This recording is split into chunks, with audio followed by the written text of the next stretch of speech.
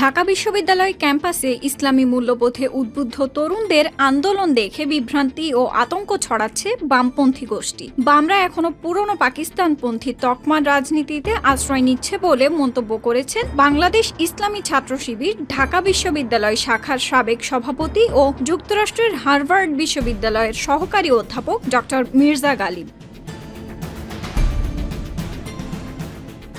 সম্প্রতি নিজের ফেসবুক পোস্টে তিনি বলেন, তরুণদের মুসলিম আত্মপরিচয়ে ফেরার ঘটনাকে বামরা পাকিস্তানি বলে ট্যাগ করতে চায়, যদিও তারা জানে এই ট্যাগ আর কাজ করবে না। তিনি আরও বলেন, গত 15 বছরে শেখ হাসিনার শাসনেও বামরা মানুষের ওপর থাকার পাকিস্তানি দোসর এরকম তকমা দিয়ে রাজনীতি চালিয়েছে।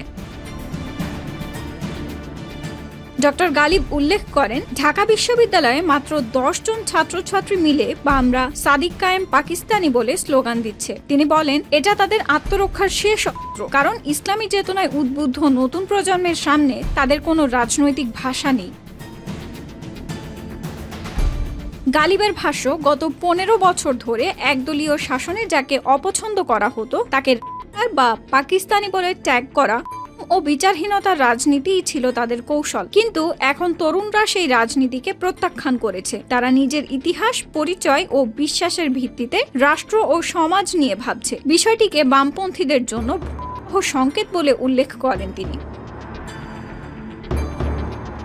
ডক্টর গালিব আরও বলেন, বামদের শেষ আশ্রয় ট্যাগিং রাজনীতি আজ ধসে পড়েছে। শাহবাগ আন্দোলন, অপরাধের বিচার ও গণতন্ত্রের দাবির নামে প্রতিহিংসা এসব ঘটনা জনগণের সামনে উন্মোচিত হয়েছে। শেষে তিনি বলেন, বাংলাদেশ এখন ইসলামী চিন্তায় উদ্বুদ্ধ তরুণ প্রজন্মের নেতৃত্বে এগিয়ে যাচ্ছে। মুসলিম আত্মপরিচয়ের রাজনীতি আর কখনোই ট্যাগের মাধ্যমে দমন করা সম্ভব নয়।